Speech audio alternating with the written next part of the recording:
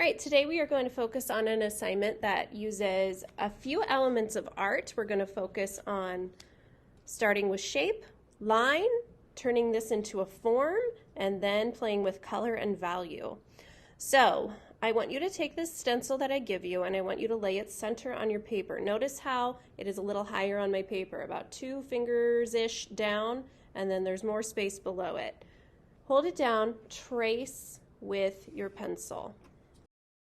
All right, now take this stencil and you want to turn this a little cockeyed, and you want to line up this corner.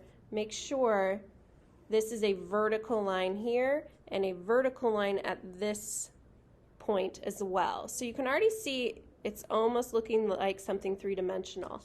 If I use this as my stencil, I can just simply trace,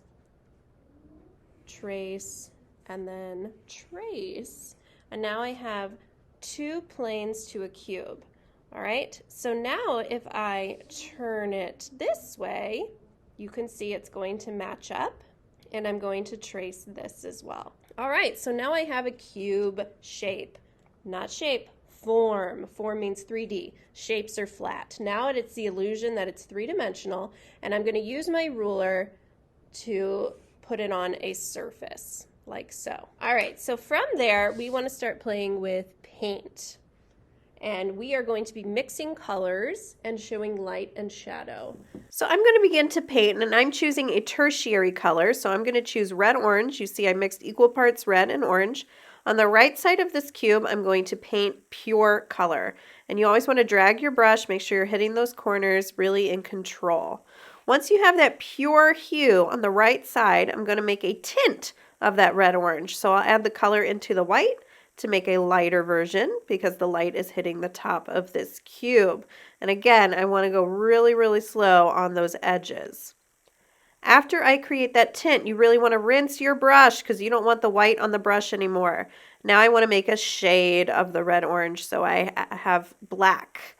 And it makes that left part of the cube in shadow. So I get this nice, beautiful cube using tints and shades. Next, you want to determine if you want to use an analogous color palette or complementary. For this example, I'm going analogous, so neighbors on the color wheel. So I'm painting the surface a pure red.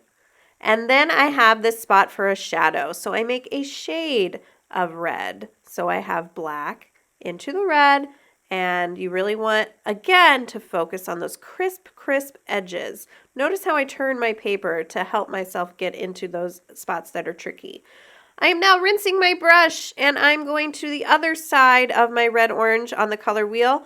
I'm going to orange, pure orange for the background.